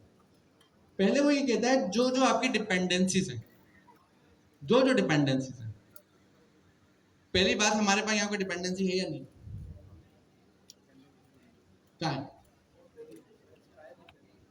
कहाँ पर होनी, कहाँ पर चाहिए? ये जो स्ट्राइप प्रोसेसर है और पेपर प्रोसेसर है, इसकी एक पेरेंट क्लास होनी चाहिए। होनी चाहिए, नहीं होनी चाहिए? ताकि इन दोनों पर जोड़ के रखे वो। और पेरेंट क्लास का काम क्या हुआ? इनहेरिट होना है इसके अंदर। इनहेरिट क्या करता है? कोई ना कोई मेथड लाता है और बोलता है आप भी इस्तेमाल करो और आप भी इस्तेमाल करो। होता ही नहीं होता। तो अगर मैं इन दोनों की पेरेंट क्लास बनाऊं, किस नाम से बनाऊंगा? सिर्फ पेमेंट प्रोसेसर के नाम से बनाता हूं और इसमें क्या रखता हूं? पे। और क्या करता हूं? उस पेमेंट को यहाँ भी इनहेरिटेंस करता हूं और यहाँ भी इनहेरिटेंस करता हूं। इस कॉन्सेप्ट में कोई बात समझ नहीं आई हो? क्या करा मैंने? सिंपल है। अगर चले यहाँ पे रेस हटा रहा हूं मैं यहाँ पे पास लिख रहा हूं। पता है ना पास को लिखते हैं? मैं इसलिए लिख रहा हूं ताकि कोई कंफ्यूज ना हो। ठीक है। स्ट्राइप प्रोसेसर पेमेंट प्रोसेसर से आ रहा है और पेपल प्रोसेसर पेमेंट प्रोसेसर से आ रहा है। हमने क्या करा इनके साथ? इनको हमने बाउंड कर दिया कि पे का मेथड इस्तेमाल करो। अगर फ्यूचर में कोई और पेमेंट मेथड आएगा और पे का मेथड इस्तेमाल नहीं करेगा तो क्या होगा? एरर आ जाएगा रन टाइम पे आगे जाने से पहले। कॉन्सेप्ट क्लियर है ये वाला? रन टाइम पे एरर आ जाएगा। लेकिन डिपेंडेंसी इन्वर्जन का प्रोटोकॉल के मुताबिक, प्रिंसिपल के मुताबिक, वो कहता है ये तरीका आपने बहुत गलत करा। वो ये कहता है कि कोई भी क्लास, कंस्ट्रक्टेड क्लास, कभी भी इनहेरिट नहीं करनी आपने अपने सिंगल रिस्पॉन्सिबिलिटी क्लास से। मतलब ये आपकी क्लास है, इस क्लास के ऊपर क्या इनहेरिट हुआ है? एक कंस्ट्रक्टेड क्लास है। ये कौन सी क्लास है? प्रॉपर क्लास है ना। यहाँ पर अगर मैं रिटर्न लिखता, रिटर्न होता नहीं होता? होता है ना रिटर्न। तो वो बोलता है ऐसा आप नहीं करो। अगर आपने कभी इस तरीके का काम करना है, आपकी मजबूरी है, जिम्मेदारी है, आप कह रहे हो मुझे कॉन्ट्रैक्ट करना है। कॉन्ट्रैक्ट क्या करना है कि भाई पेमेंट प्रोसेसर का पे सबके पास होना चाहिए, ये कॉन्ट्रैक्ट है। अब अगर मैं ये क्लास यूज नहीं करूं तो मैं क्या करूं? क्या ऑप्शन है? Abstract base class. Abstract base class में क्या होता है? हम क्या कहते हैं? From ABC import ABC and abstract method. Abstract base class हमें एक अपॉर्चुनिटी देता है। वो उस अपॉर्चुनिटी का नाम है इंटरफेस। क्या नाम है? एक बार रिपीट करें, क्या नाम है? इंटरफेस का मतलब होता है मैंने एक एग्रीमेंट बना लिया, जो जो इस एग्रीमेंट को अपने पास इनहेरिट करेगा उसका मतलब उसने इस एग्रीमेंट को साइन करा। अब उसकी ये मजबूरी है कि उस एग्रीमेंट की उसको प्रॉपर ऑबे करना पड़ेगा, उसको मानना पड़ेगा। ये इंटरफेस का क्या होता है, छोटी सी डेफिनेशन होती है। पाइथन में इंटरफेस नहीं होते, पाइथन में एब्स्ट्रैक्ट बेस क्लास होती है, तो हम इस एब्स्ट्रैक्ट बेस क्लास की मदद से इंटरफेस बना लेते हैं। हमारे लिए कॉन्सेप्ट एक ही बन रहा है, तो हम बोलते हैं एक ही बात है हमारे लिए, लेकिन कैसे बनाए? पहले हम क्या लिखेंगे, क्लास, एब्स्ट्रैक्ट बेस क्लास कैसे बनती है, क्या बनाएंगे, आई पेमेंट प्रोसेसर, आई का मतलब इंटरफेस, पेमेंट प्रोसेसर, क्या इनहेरिट करा, एबीसी। इसके अंदर क्या लेकर आए, एब्स्ट्रैक्ट मेथड। एक्सेप्ट मेथड में हमने क्या कहा, पे का मेथड इस्तेमाल करना है। और इस आई पेमेंट प्रोसेसर को कहाँ का इनहेरिट कर लिया, यहाँ भी इनहेरिट कर लिया, और यहाँ भी इनहेरिट कर लिया, और कहाँ कर सकते हैं हम, यहाँ पर भी इनहेरिट कर लिया, क्योंकि पेमेंट में आई पेमेंट प्रोसेसर आएगा, कोई भी आए, स्ट्राइप आए या पेपल आए। ये जो एब्स्ट्रैक्ट बेस क्लास मैंने बनाई है, ये हमें अचीव करता है डिपेंडेंसी इन्वर्जन प्रिंसिपल। मतलब ये कहता है डिपेंडेंसी हो तो इंटरफेस से हो, किसी कंस्ट्रक्टेड क्लास से ना हो। सही है? क्यों? क्योंकि एक ऑब्जेक्ट दूसरे ऑब्जेक्ट के ऊपर डिपेंड नहीं हो सकता ना। एक ऑब्जेक्ट एक एब्स्ट्रैक्ट से हो सकता है, तो वो इंटरफेस होता है। कितने लोगों को इंटरफेस वाली बात समझ में आ गई? ये आप लोगों ने टाइपस्क्रिप्ट में पढ़े थे, एक अच्छी बात है, तो आपको टेंशन नहीं है। इंटरफेस मतलब कॉन्ट्रैक्ट, कॉन्ट्रैक्ट मतलब ये काम करना, लाजमी करना। अब एक और चीज गौर से देखें, सपोज करें ये जो स्ट्राइप वाले ये काम करते हैं, ये रिफंड का मेथड भी देते हैं, लेकिन पेपल वाले रिफंड का मेथड नहीं देते, देते दोनों है, लेकिन सपोज करें अब स्ट्राइप के अंदर रिफंड आएगा नहीं आएगा, बना लें, बना लिया रिफंड हमने। रिफंड में क्या चीज चाहिए होगी हमें, जो भी एक्स वाई जेड रिफंड होगा। पेपल के पास रिफंड होता है, नहीं होता। स्ट्राइप के पास रिफंड होता है, होता है। अब मैंने क्या करा, एक्सटेंड करा है, किसको एक्सटेंड करा है, स्ट्राइप प्रोसेसर को एक्सटेंड करा, मतलब उसके बाद जो फंक्शनलिटी थी उसमें एक और बढ़ा दी। या सपोज करें जब मैंने कोड लिखा, एक साल बाद स्ट्राइप ने ये फीचर निकाला रिफंड का, पहले था ही नहीं। फायदा क्या हुआ कि इस पे रिफंड ऐड करने से मुझे मेरे कोड को कोई फर्क पड़ेगा क्या? अगर मैंने स्ट्राइप में रिफंड लगा दिया तो पेपल को भी रिफंड देना मजबूरी हो गई? नहीं, मेरे कोड डिपेंडेंट ही नहीं है। इसका मतलब मेरी बनी बनाई कोई भी चीज खराब नहीं हो रही, और मैं नई चीज ऐड कर रहा हूं। Open for extend, open for extend है या नहीं है? ओपन फॉर एक्सटेंड है, मतलब एडिशन हो सकता है, लेकिन बनी बनाई कोई चीज close for modification, close for modification, open for extend. मतलब ये हमारे पास टेबल है, इस टेबल पे 2 लैपटॉप रखे हुए, कोई पूल लेकर आया यहाँ पूल रखे, तो उसको पूल रखते हुए हमारे रखी हुई चीजों को नहीं खराब करना। क्लोज फॉर मॉडिफिकेशन, चेंज नहीं कर सकते, आपके पास खाली जगह आप यहाँ पे आके रख लो। ओपन फॉर एक्सटेंड, इसको हम क्या बोलते हैं, ओपन क्लोज प्रिंसिपल। क्या बनाइए, एक बार रिपीट करें, कौन सा प्रिंसिपल है? Open close open close principle. समझ में आ गया? अब यहां तक तो बात सही थी। बात है हमारी किसकी, एब्स्ट्रैक्ट बेस क्लास की। एब्स्ट्रैक्ट बेस क्लास के पास क्या रखा हुआ, पे। स्ट्राइप क्लास को हमने क्या दिया, आई इंटरफेस पेमेंट प्रोसेसर, पूरा नाम लें, क्या दिया, इंटरफेस पेमेंट प्रोसेसर। और पेपल को हमने क्या दिया, इंटरफेस पेमेंट प्रोसेसर। और यहां पर हमने एग्रीमेंट क्या करा इस पेमेंट वाले मेथड से, पेमेंट वाले वेरिएबल से, कि आपके पास इंटरफेस पेमेंट प्रोसेसर मतलब पे का मेथड आएगा। ये एग्रीमेंट हमने किससे करा, चेकआउट को यहाँ पर कॉल करते वक्त, यहाँ पर हम स्ट्राइप दें या पेपल दें, हम इंटरफेस पेमेंट प्रोसेसर से ही कोई ना कोई चीज दे रहे होंगे। सही है? प्रॉब्लम है, यहाँ तो रिफंड भी है, ये रिफंड तो किसी एब्स्ट्रैक्शन में नहीं आ रहा नहीं आ रहा। तो इस रिफंड की एब्स्ट्रैक्शन बनाने के लिए क्या करें, क्या मैं यहाँ पर जो मेरा इंटरफेस पेमेंट प्रोसेसर है, यहाँ पर मैं रिफंड लगाऊं या नहीं लगाऊं? क्यों? सब में आ जाएगा, ये तो प्रॉब्लम हो गई। इसका बेस्ट तरीकेकार क्या है? इसका बेस्ट तरीका है, उसको हम बोलते हैं इंटरफेस सेग्रीगेशन प्रिंसिपल। क्या नाम है? एक बार रिपीट करें, इंटरफेस सेग्रीगेशन प्रिंसिपल। पीछे वाले लोग हैं, दोबारा बताएं क्या नाम है? सेग्रीगेशन मतलब अलग अलग करना। तीसरी बार दोबारा बताएं क्या नाम है? Interface segregation principal. इंटरफेस कौन है? आई पेमेंट प्रोसेसर। इंटरफेस सेग्रीगेशन मतलब नई चीज आ गई, नया इंटरफेस बना लो, पुराने वाले को नहीं चेंज करो। मैंने क्या करा? Refund abstract base class refund. दो इंटरफेस हो गए। एक बन सकता था, एक बन सकता था लेकिन पूरे कोड को खराब कर रहा। दो बनाने से क्या फायदा हुआ? अलग अलग हो गए। अब मुझे अगर आई पेमेंट प्रोसेसर यहाँ पे इस्तेमाल करना है, मल्टीपल इनहेरिटेंस होती है नहीं होती? तो मैं कॉमा लगा के मल्टीपल इनहेरिटेंस करी नहीं करी? अब इस टाइप प्रोसेसर के पास एग्रीमेंट क्या है?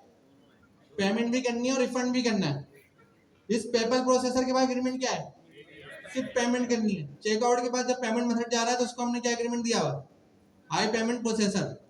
क्या आपने सिर्फ पेमेंट करनी है। हमने कितने प्रिंसिपल्स पढ़ लिए अभी तक? Single responsibility, dependency inversion protocol, open close principle और इंटरफेस सेग्रीगेशन प्रिंसिपल। अब एक प्रॉब्लम है। प्रॉब्लम क्या है? हमारे पास पेमेंट मेथड कितने हैं? कौन कौन से? स्ट्राइप और पेपल। अब हमने कहा यार थोड़ा सा ना दुनिया अपडेट हो रही है, एक और पेमेंट मेथड बनाते हैं जिसका नाम क्या है? बैंक की पेमेंट। कोई भी बैंक, हमने कहा बैंक पे या बैंक पेमेंट प्रोसेसर या बैंक प्रोसेसर बना लिया। इसमें सिर्फ और सिर्फ पे होता है। बनाया क्या? बनाया मैंने बैंक प्रोसेसर या बैंक पेमेंट प्रोसेसर। इसको मैं बैंक पे कर देता हूँ, सॉरी, बैंक पेमेंट प्रोसेसर। इस बैंक पेमेंट प्रोसेसर को सेम इंटरफेस दे दिया। इसके पास सेम पे का फंक्शन है, सेम पेमेंट कर रहा है, काम हो गया। अभी मेरे पास नोटिफिकेशन आया था डेवलपर, हमारे प्रोजेक्ट मैनेजर ने कहा कि हमारे पास एक पेमेंट मेथड ऐड हो रहा है। किस नाम से? Bank payment processor. मैंने उसकी क्लास बना दी। मुझे बताएं इस क्लास बनाने के अलावा मुझे अपने कोड में क्या चेंज करना है? नथिंग। क्या चेंज करना है? क्यों? क्योंकि सारी चीजें पहले से प्रीपेड है। नया पेमेंट मेथड ऐड करा, 10 करो 20 करो, सिर्फ क्या होगा?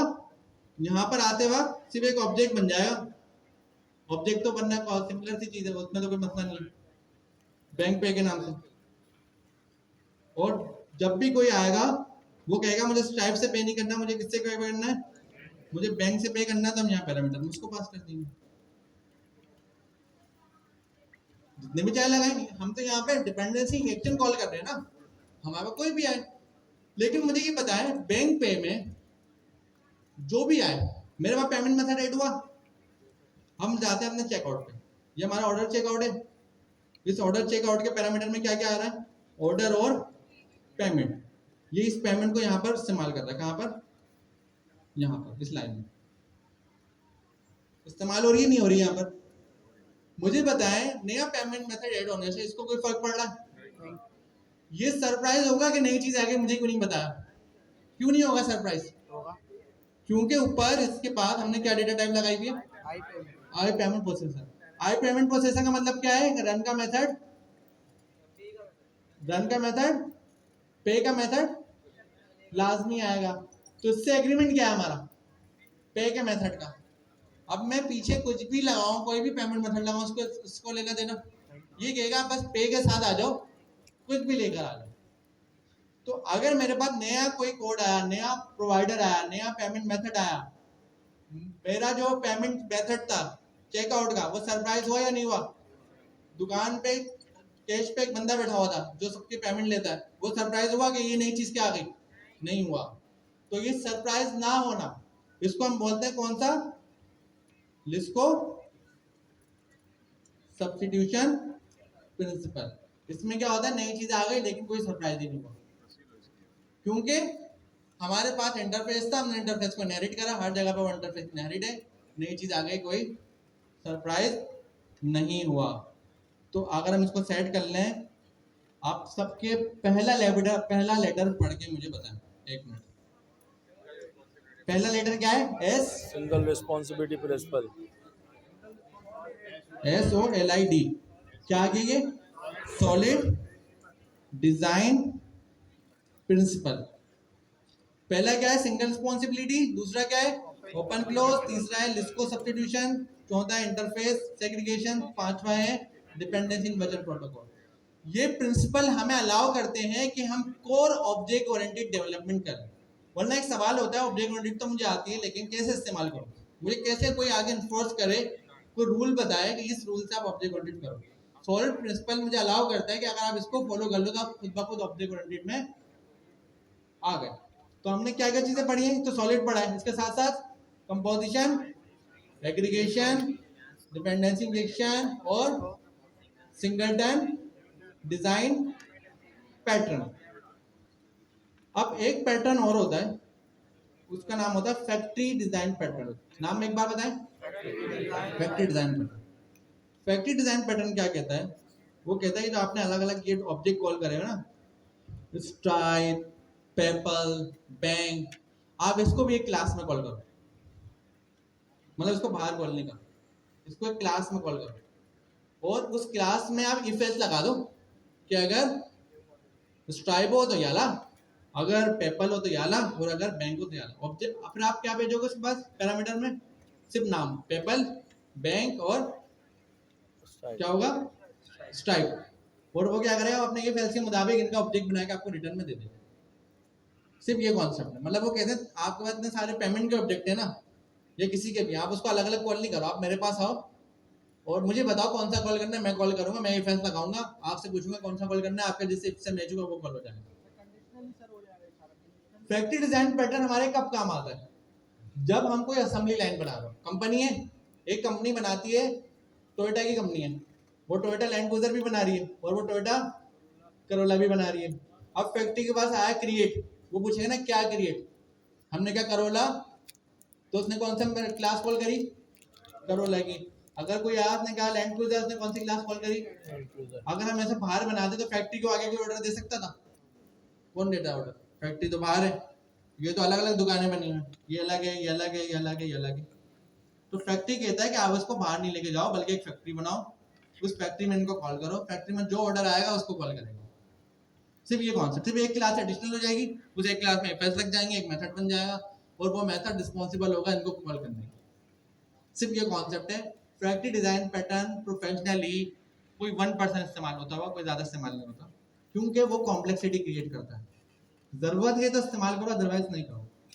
सबसे बेस्ट एक ही लॉजिक है जो पूरी दुनिया में इस्तेमाल होती है, वो है डिपेंडेंसी इंजेक्शन। सबसे आसान, सबसे सिंपल। देखो ना हमारी जिंदगी कितनी आसान कर दी। यहाँ पे मैं बैंक पे कॉल करूँ, यहाँ पे मैं स्टाइप कॉल करूँ, यहाँ पे मैं पे कॉल करूँ। अगर फैक्ट्री होता कितना मुश्किल हो जाता, पहले फैक्ट्री से पेमेंट करवानी पड़ती, फिर यहाँ पर आके उसको बताना पड़ता, कॉम्प्लेक्सिटी हो जाती। सबसे आसान कौन सा हमारे पास है? Dependency injection. कौन से वाले उसमें आता है? वो एग्रीगेशन में आता है। और हमारे पास, हमें कौन इन्फोर्स कर सकता है कि आप प्रॉपर ऑब्जेक्ट ओरिएंटेड प्रोग्रामिंग को इस्तेमाल करें? सॉलिड। इसकी मदद से हम प्योर ऑब्जेक्ट ओरिएंटेड पे आ जाते हैं और इजीली उसको इस्तेमाल कर लेते हैं। अब मुझे ये बताएं, कितने लोगों को ये पता है कि सिंगल रिस्पॉन्सिबिलिटी प्रिंसिपल क्या है? कितने लोगों को पता है? एक क्लास को एक ही काम दो, एक से ज्यादा नहीं। कितने लोगों को ये पता है ओपन क्लोज प्रिंसिपल क्या है? ओपन क्लोज प्रिंसिपल मतलब क्या है? Open for modification, close for क्या होगा बताए ना? Open for extension, close for. इस कोड में हमने कहां पर क्लोज अप्लाई करा? कहां? रिफंड पे मॉडिफिकेशन हो गई और कोई भी पुरानी चीज चेंज नहीं करी। अभी हम बात करते हैं पेमेंट प्रोसेसर चेंज करने की, लेकिन हमने नहीं करा। तो ये हमारे क्या अप्लाई हो गया? Open close principle. Liskov substitution principle कितने लोगों को मालूम है? कि हमारे पास सरप्राइज नहीं होगा। मैंने आपको कहा पे का मेथड मैं आपको दूंगा, ये मेरी गारंटी है। अब मैं या तो बैंक की पेमेंट का दूं, स्टैप की पेमेंट का दूं या पेपल का दूं, पे आपको मिलेगा। कोई नया प्रोवाइडर आएगा उसको भी पे मिलेगा, तो आप सरप्राइज नहीं हो। आपको पता है कोई भी आया मुझे पे का मेथड मिलेगा। मैं उसको कॉल करूंगा, पैसे मेरे पास आ जाएंगे। अगर आप डेबिट कार्ड लेके जाए कहीं पर, अगर उसके पास सपोर्ट है मास्टर वीजा, वो आपको देखेगा कौन सा कार्ड है, वो बस ऐसे लगाएगा और बोलेगा पेमेंट हो गया। तो वो किस पे डिपेंडेड है? पे के मेथड पे। वो डिपेंडेड नहीं है कि कार्ड कौन सा है, उसको पता है कोई भी कार्ड है मेरे पास तो चलेगा। फ्यूचर में कोई और कार्ड आएगा जो उसकी कंपनी है, वो पीछे कोड लगा देगी, कोड एड कर देगी, काम हो जाएगा। तो कितने इनको लोगों को बोलो दोबारा फैन बोलते चला हैं दें। ओपन क्लोज प्रिंसिपल मालूम है कि रिफंड का इंटरफेस अलग बनाया, पेमेंट का अलग बनाया, दोनों को सेग्रीगेट करके मिला के नहीं बनाया ताकि जिंदगी आसान हो। कितने लोगों को पता है इंटरफेस सेग्रीगेशन प्रिंसिपल क्या है? उसके बाद था dependency inversion principle. Dependency inversion principle में हम क्या कर रहे थे कि क्लास इनहेरिटेंस हो रही थी, लेकिन क्लास किसी दूसरी क्लास से इनहेरिटेंस नहीं हो रही थी। क्लास इनहेरिटेंस हो रही थी इंटरफेस क्लास से, मतलब एब्स्ट्रैक्ट बेस्ड क्लास से, किसी नॉर्मल क्लास से इनहेरिटेंस नहीं हो रही थी। तो ये हमारे पास क्या हो गया? Dependency inversion principle. कितने लोगों को पता है डिपेंडेंसी इन्वर्जन प्रिंसिपल क्या है? तो ये आपका अप्लाई हो गया सॉलिड। क्या अप्लाई हुआ? सॉलिड। इस पे कोई सवाल? मैं उठ के जा रहा हूँ, तो मेरे प्यारे भाइयों, आप पे उफ है कि आपने इतना जबरदस्त चांस इस टाइम पे मिस किया। नहीं समझ आ रहा था, 100 लाइन समझ नहीं आई थी, 10 लाइन जो आपके समझने की थी जिससे आप 90 लाइन कवर कर लेते, वो 10 लाइन ही ले लेते। लेकिन अगर नहीं किया तो माजरत, आपको इससे आसानी से कोई और नहीं समझा सकता। एक बार जोरदार तालियां और ये फिर कंटिन्यू करेंगे। अच्छा, कॉन्सेप्ट आता है हमारे पास पॉलीमॉर्फिज्म का। मुझे बताया इसमें कौन सा वाला प्रिंसिपल है जिसने पॉलीमॉर्फिज्म को ट्रू इंप्लीमेंट करा? कौन सा? नहीं, प्रिंसिपल मैंने बताया। पॉलीमॉर्फिज्म मतलब किसने ट्रू अचीव करा है? Same behavior, different intention. True interface में तो इनहेरिटेंस करवाया ना। ट्रू अचीवमेंट किसकी है? जिसको सब्स्टिट्यूशन प्रिंसिपल। क्यों ट्रू अचीवमेंट है? क्योंकि इसने वादा कर लिया था आपको पे मिलेगा, कोई भी आए पे मिलेगा। पे मिलेगा मतलब पॉलीमॉर्फिज्म लग गया। बिहेवियर आपका कोई भी हो, आप पेमेंट लेकर आओ, पेपल की आप लेकर आओ, बैंक की आप लेकर आओ, इसकी कोई भी लेकर आओ, आपको पे मिलेगा। जब पे आपको मिलेगा तो उसका मतलब क्या हो गया? वो पॉलीमॉर्फिज्म आपका अचीव हो गया। इनहेरिटेंस के ऊपर कौन ज्यादा जोर दे रहा था? इंटरफेस दे रहा था। और कौन दे रहा था? ये भी दे रहा था। एब्स्ट्रैक्ट बेस्ड क्लास को किसने ज्यादा जोर दिया? डिपेंडेंसी ने भी दिया और इंटरफेस ने भी दिया। इसने क्या करा? सिर्फ ये कहा कि क्लासेस आप अलग अलग बनाओ, हर काम के लिए अलग क्लास बनाओ। इसने कौन सा ऑब्जेक्ट ओरिएंटेड का तरीका यूज करा है?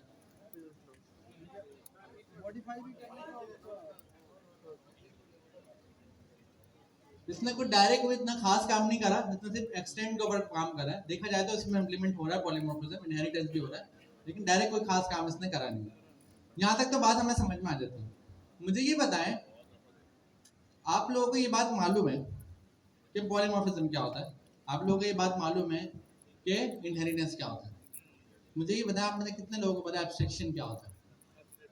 क्या होता है बता दें।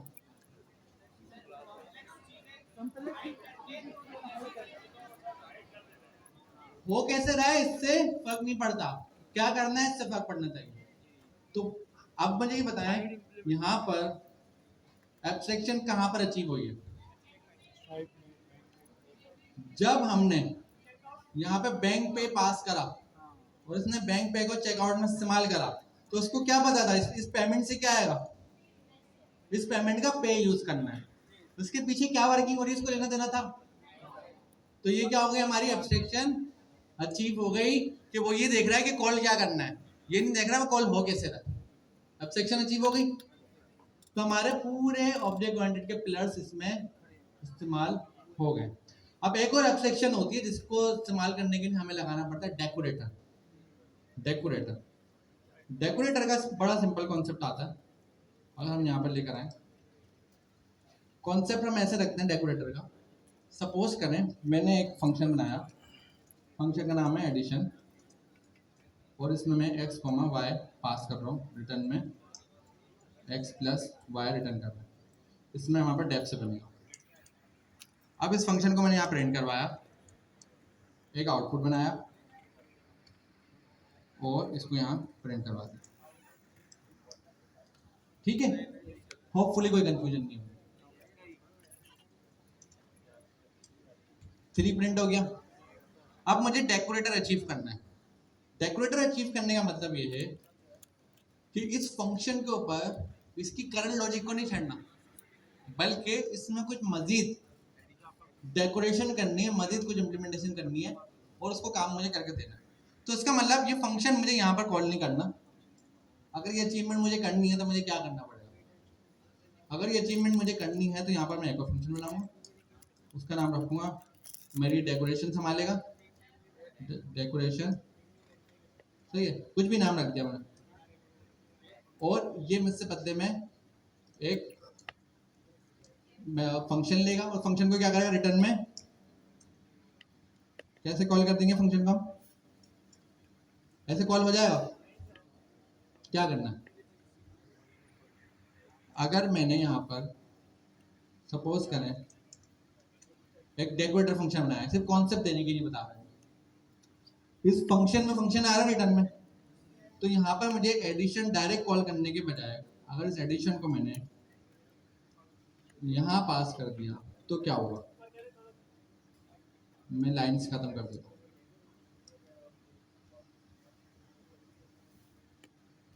अब क्या होगा? चला आगे देख सकते हैं। डायरेक्ट कॉल होगा लैम्डा में, या तो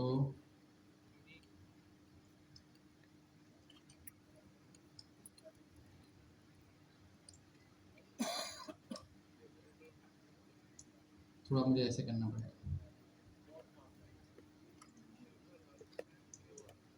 बेहतर। अच्छा, आप मुझे बताएं अब क्या होगा? हो क्या रहा है हमारे पास? कॉन्सेप्ट में क्या बता रहा हूँ? एडिशन का फंक्शन है। अगर यहाँ पे देखें, अगर ये नहीं हो, अगर ये नहीं हो तो ये सिंपल फंक्शन कॉल हो रहा है, ना? यहाँ पर 2 + 2 आ जाएगा, 1 + 2 आ जाएगा, हमारे पास 3 प्रिंट हो जाएगा। लेकिन मैं चाह रहा हूँ कुछ मजीद डेकोरेशन हो कि मेरा सिर्फ ये रिटर्न ना आए, इसमें मजीद और भी काम हो। तो हमने क्या करा? हमने एक अलग फंक्शन बनाया। इस फंक्शन का काम क्या है? मेरा वाला फंक्शन इनपुट में लेकर जाए, उस फंक्शन के शुरू में एक प्रिंट लगाए और इस फंक्शन के आखिर में एक प्रिंट लगाए। तो दरमियान में मेरा आ जाएगा 1 + 3।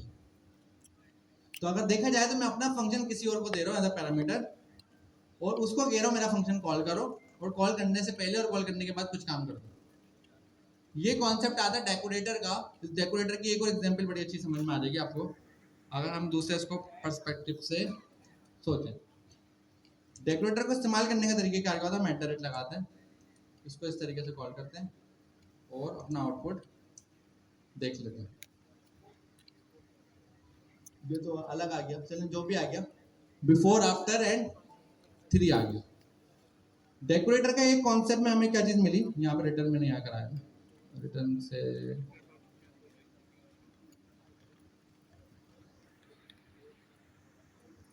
इसमें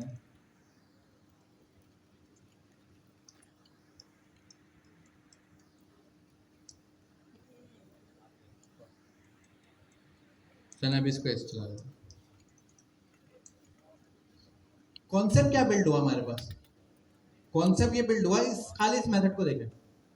एडिशन फंक्शन चलता था, ये वाला सिंपल एडिशन फंक्शन था, सही है। इस सिंपल एडिशन के फंक्शन को हम यहाँ कॉल करते थे, क्या प्रिंट होता था? 3 प्रिंट होता था। मैंने एडिशन के फंक्शन के ऊपर क्या लगा दिया? @deco result।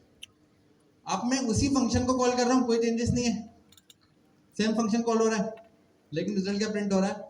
Before, after and 3। ये जो एडिशनल चीजें ऐड हुई हैं ये डेकोरेटर करता है। डेकोरेटर का कॉन्सेप्ट बहुत सिंपल है कि आप अपने फंक्शन के ऊपर @ साइन के साथ दूसरा फंक्शन कॉल करते हो और वो आपको इस तरीके से बनाना होता है जिस तरीके से मैंने बनाया। बस ये कॉन्सेप्ट है। ये कॉन्सेप्ट का इस्तेमाल क्यों होता है? एब्स्ट्रैक्शन के लिए, कि आप अपनी कॉम्प्लेक्स लॉजिक को यहाँ लिख दो और जब भी आपका कोई फंक्शन बने आप उसको डेकोरेटर के साइन से करो तो पीछे क्या चल रहा है इससे फर्क नहीं पड़ता, बदले में हमें रिटर्न क्या मिल रहा है, हो क्या रहा है, उससे हमें फर्क पड़ता है। इसकी एक और आसान एग्जाम्पल है कि सपोज करें आप कोकोनट वाटर पीने के लिए गए कहीं पर, सही है। अब आपने उसको रिक्वेस्ट करी भाई मुझे कोकोनट वाटर दे दो, उसने कोकोनट उठाया, कोकोनट पे एक्शन क्या चलाया, फंक्शन क्या चलाया, उसको उसको ओपन करा और आपको दे दिया कोकोनट। तो उसका फंक्शन क्या था कि कोकोनट वाटर जब आप मांगोगे फंक्शन में क्या आएगा, उसको वो तोड़ के आपको कोकोनट वाटर दे देंगे। तो आपने जो फंक्शन कॉल करने का बोला उसने वही कॉल करा, आपने कहा मुझे कोकोनट वाटर दो, कोकोनट वाटर का मतलब था कि उसको तोड़ के आपको कोकोनट वाटर दे देना, उसने दे दिया। अभी हमारे पास डेकोरेटर है या डायरेक्ट फंक्शन है, डायरेक्ट फंक्शन है, हमने जो बोला कॉल हो गया, डायरेक्ट फंक्शन है। डेकोरेटर में क्या होगा, कुछ हिडन काम होंगे जो हमें नहीं पता, जैसे कि काटना तो फंक्शन में ही आ गया ना, हमारा हमने बोला हमारे सामने काटा और हमें दे दिया, तो वो तो हमारा फंक्शन था, हमने उसको बोला कि काट के हमें कोकोनट वाटर दो। यहाँ तक तो सिंपल है, यहाँ तो डेकोरेटर नहीं है।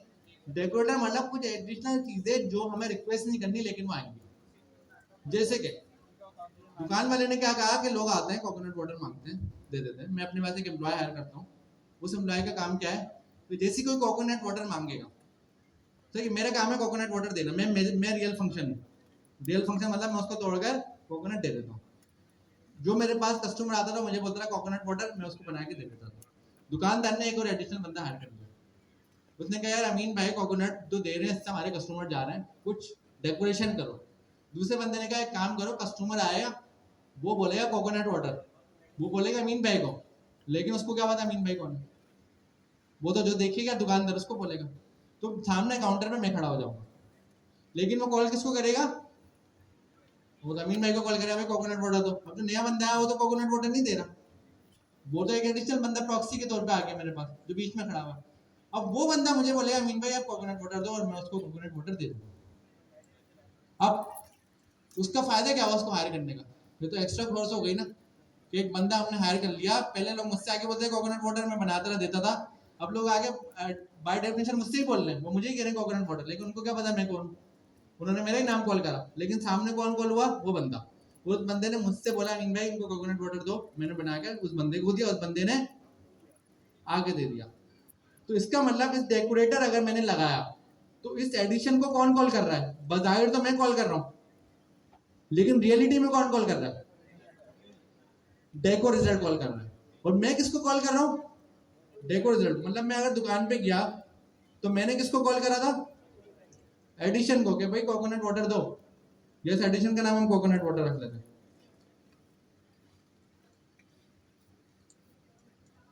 मैंने किसको कॉल करा, कोकोनट वाटर दो, मैंने तो कोकोनट वाटर को कॉल करा है, लेकिन रियलिटी में आप तो बैकग्राउंड जानते हैं ना, बैकग्राउंड पे कौन है, दूसरा बंदा आया हुआ है प्रॉक्सी के तौर पे खड़ा हुआ है, रियलिटी में वो कॉल हो रहा है।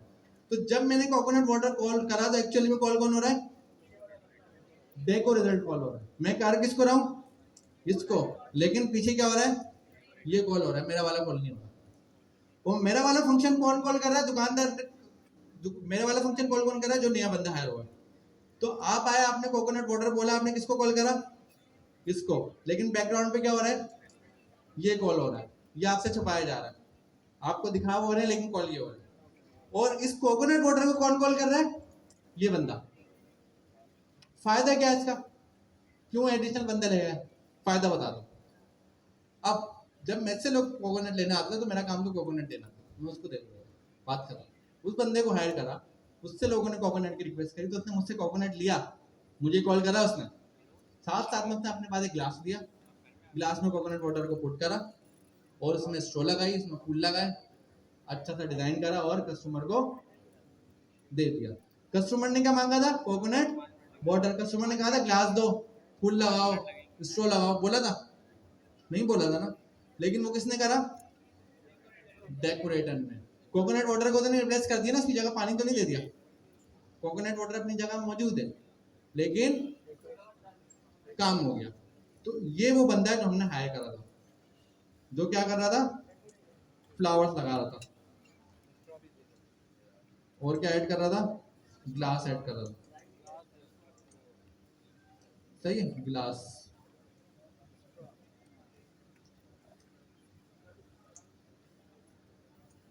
अब मैंने क्या कॉल करा? कोकोनट।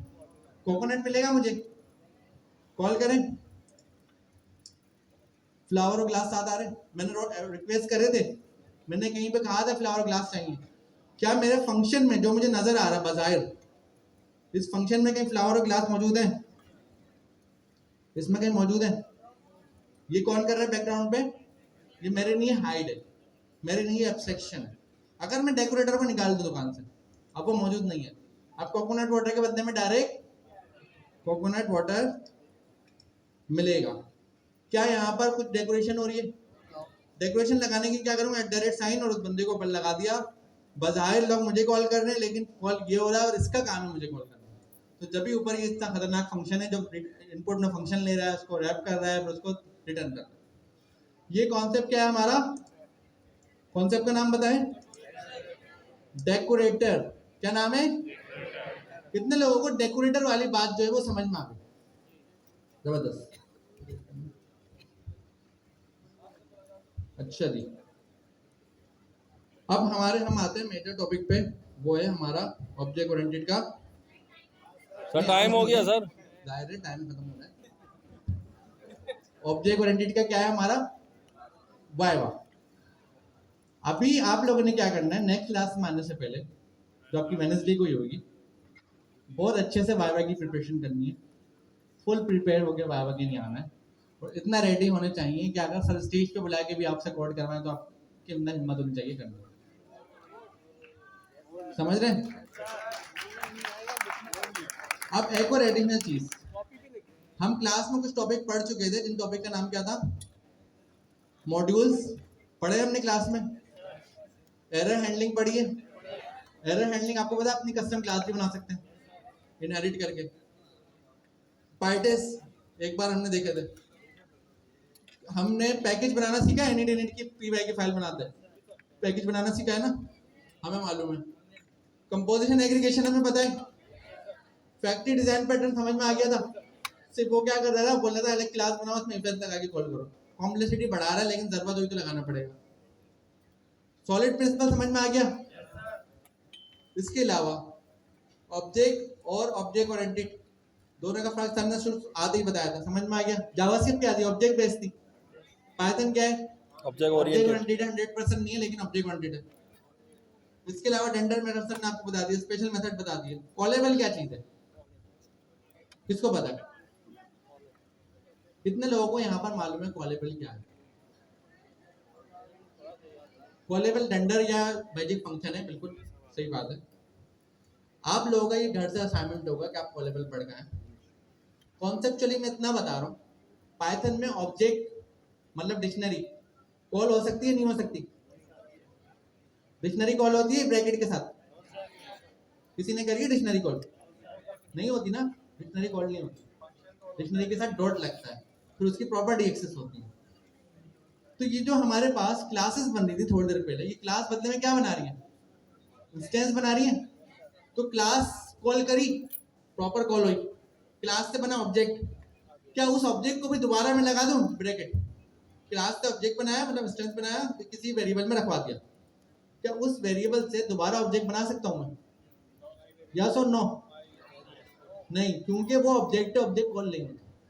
उस ऑब्जेक्ट को मैं कॉलेबल बना सकता हूं अगर मैं अपनी क्लास में एक कॉल का मेथड इस्तेमाल कर लूं, जैसे इनिट है, इसी तरीके से कॉल का मेथड भी है।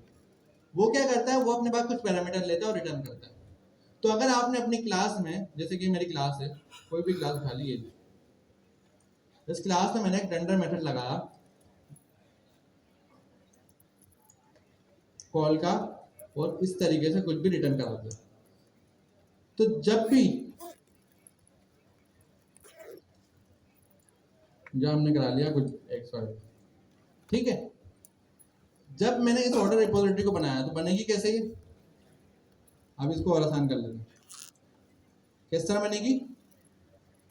हमने यहाँ पर आए, हमने कहा ऑर्डर, और इसको कॉल कर लिया। अब ऑर्डर को कॉल करते वक्त हमने यहाँ पर तो कुछ भी नहीं देना, ब्रैकेट इक्वल टू डाला। समझ में आ गया? ये क्लास कॉल हुई है, क्लास कॉल होगी, क्या बना है?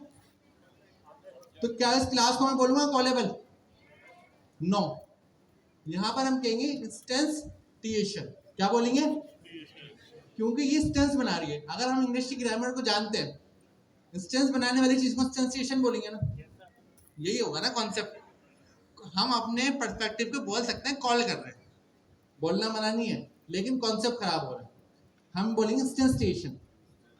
अभी जो ऑर्डर है, इस ऑर्डर को मैं प्रिंट कर लूं, मुझे ये बताएं, जो ऑर्डर है ये ऑब्जेक्ट है, इंस्टेंस है। इस ऑर्डर की प्रॉपर्टी डॉट डॉट करके एक्सेस होती है।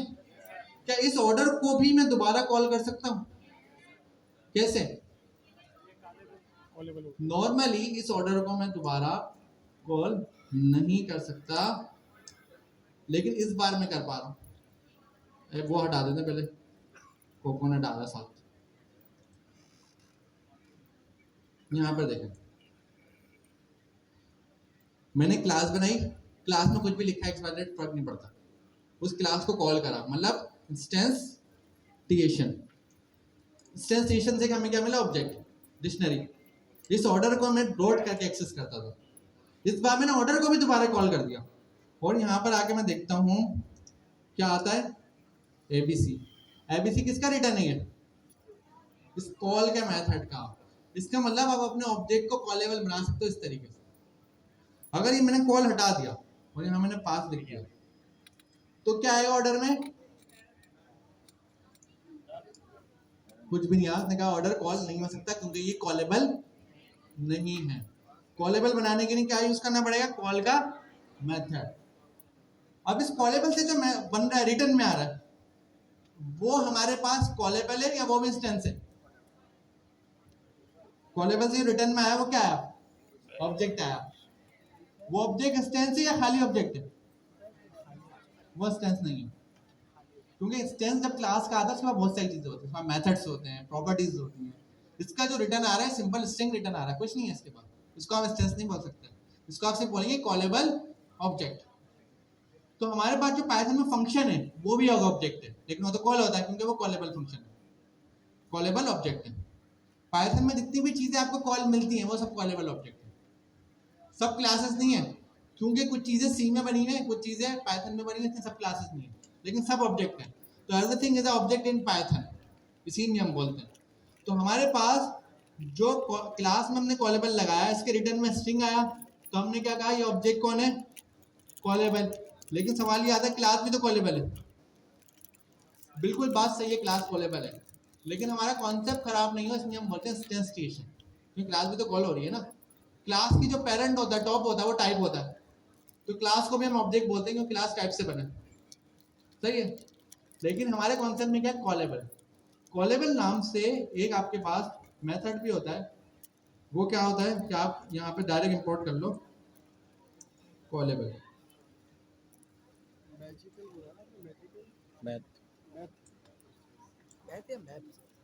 ये क्या होता है कि ये चेक करने के लिए होता है, जिसको हम इस्तेमाल कर सकते हैं कि जो ऑर्डर है ये कॉलेबल है या नहीं।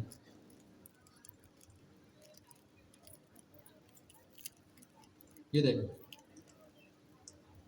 ट्रू आया इसका रिजल्ट। ट्रू क्यों आया? क्योंकि मैंने क्या करा? ऑर्डर को चेक करा, क्या ऑर्डर कॉलेबल है या नहीं। अगर मैं इसको हटा दूं तो क्या होगा? फॉल्स आ जाएगा। तो ये हमारा कॉलेबल का टॉपिक भी हो गया और हमारी नोटबुक 13 कंप्लीट हो गई है। अब आप लोगों ने Q4 की क्लासेस हमारी होंगी इंशाल्लाह। नेक्स्ट क्लास में जब आप आएंगे ऑब्जेक्ट ओरिएंटेड की तैयारी के साथ आएंगे। बहुत टफ आपका वाइपा होगा, आपने पूरी प्रिपरेशन के साथ आना है, फुल माइंडसेट के साथ आना है कि मुझे ऑब्जेक्ट ओरिएंटेड में विन करना है। क्योंकि अगर आपको ऑब्जेक्ट ओरिएंटेड नहीं आती तो आप Q4 में सर्वाइव नहीं कर पाएंगे। आज जो हमने कॉन्सेप्ट पढ़ा है, हमने रियल वर्ल्ड मेथोडोलॉजी समझी है कि हमारे पास क्या क्या चीज़ें हैं, ऑब्जेक्ट से हमने चीज़ें बनाई हैं, सारी चीज़ों को नोटबुक 12 और 13 का आज हमने मिला के पढ़ा, सब चीज़ों को कंपोजिट पढ़ा। ये कोड मैं सर को शेयर कर दूंगा, सर आपसे वो शेयर कर देंगे, सर कुछ ऐड करना तो प्लीज़। बिल्कुल, ये कोड आप लोग के लिए बहुत इंपॉर्टेंट है। तो सर अभी ने जिस तरह आप लोग को बोला कि ये कोड आप लोग देखिएगा। अच्छा, इस कोड में एक इशू है, वो आपसे अगली क्लास में पूछूंगा क्या इशू है। There is a very slight mistake, सही है। वो आप जब देखेंगे एग्जीक्यूशन में कोई मसला नहीं आएगा, लेकिन आपके पर्सपेक्टिव से और टेक्निकल पर्सपेक्टिव से देयर इज एन इशू, ठीक है, वो आप फाइंड आउट करके लाएंगे और मुझे बताएंगे ये इशू है इसके अंदर। बाकी जिस तरह से अमीन ने बोला है कि प्रैक्टिस रखिएगा, there is going to be a viva and is going to be very tough, and probability है that I will call you on the stage and you will be doing over here. कोई भी task मिल सकता है, कोई भी कुछ देख सकता है, कोई थ्योरेटिकल चीज़ें हो सकती हैं, कुछ भी हो सकता है, ठीक है। और ये आपकी और मेरी इस पैराडाइम में पहली इंटरेक्शन होगी। इससे पहले ना मैं कभी नीचे आके आप लोग से मैंने कोई इंटरेक्शन किया, ना कोई क्वेश्चन उस तरीके से वाइवा या इस पर्सपेक्टिव से लिया। लेकिन प्लीज़ बी प्रिपेयर्ड, 1-on-1 होगा इंशाल्लाह, बाकी टीम भी मौजूद है, तो बी प्रिपेयर्ड और बेस्ट ऑफ लक। अगेन जोरदार तालियां आप लोग के लिए भी। एंड आई गेस आज अमीन भाई की तरफ से यहाँ पे हमारी जिम्मेदारी खत्म होती है, आपकी जिम्मेदारी शुरू होती है। अपना बहुत ख्याल रखिएगा, आपसे